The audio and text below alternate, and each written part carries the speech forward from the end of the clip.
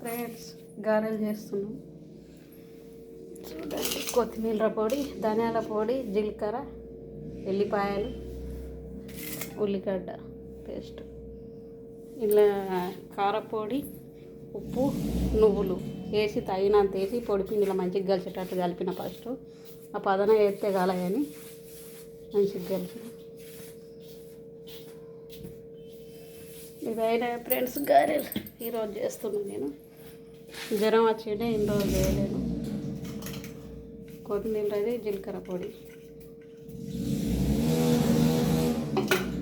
ధనియాల పొడి, జీలకర్ర కొంచెం కచ్చపచ్చ దంచిన కొత్తిమీర జీలకర్ర ఇట్లా టేస్ట్ సువాసన వస్తుంది.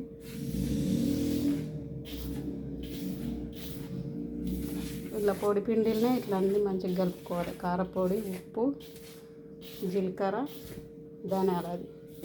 ధనియాలు బాగా మెత్తగా దంచుకోవద్దు, కచ్చపచ్చ దంచాలి.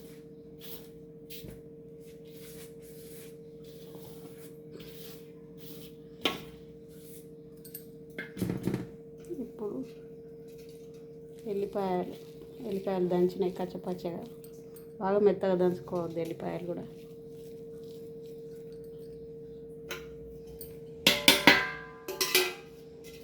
మనం ఇట్లా నమ్మలంగా పంటి కింద మెత్తగా మంచిగా వస్తుంది, టేస్ట్ వస్తుంది అన్నట్లు. ఇదేమో కొంచెం ఉల్లిగడ్డ పేస్ట్, ఉల్లిగడ్డది కొంచెం 2 ఉల్లిగడ్డలు,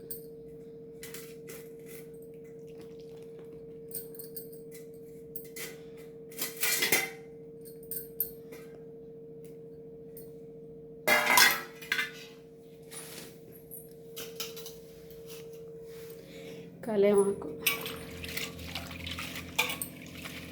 శుభ్రంగా కడుక్కోవాలి.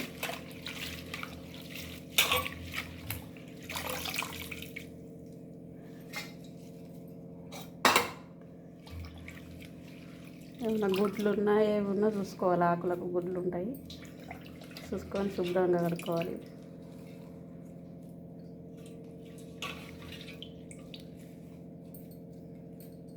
గారెలాగా కూడా వేసుకుంటారు కానీ ఇక అది తీసుకురాలేను.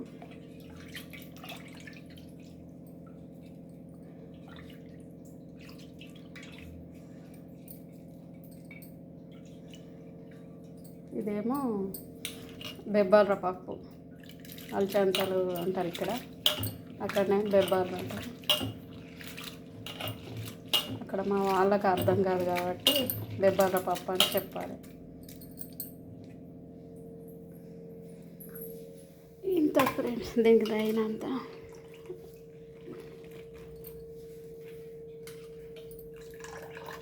కొంచెం వేడి నీళ్ళు గోరెచ్చగా వేడి నీళ్ళు కాగబెట్టుకొని పోసుకోవాలి. పీటీలో గారెలు కరకరాలు ఆడుతూ మంచిగా వస్తాయి.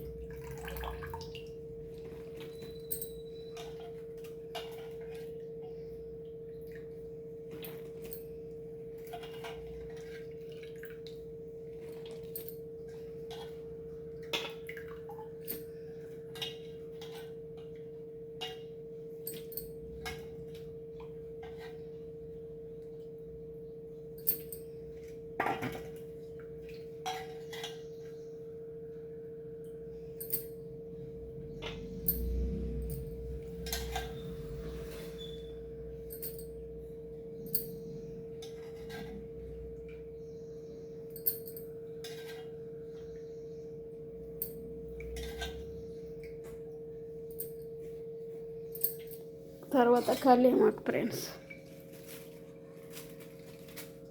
కళ్యామాకు అంటే బాగా ఇష్టం నాకు. గారెలలో బాగా వేసుకుంటాను నేను.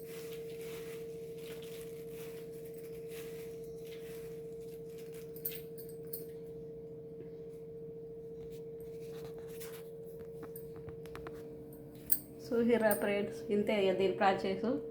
వేడి నీళ్ళు గోరెచ్చగా వేసుకొని ఇక పిండిలో కలుపుకోవాలి మంచిగా.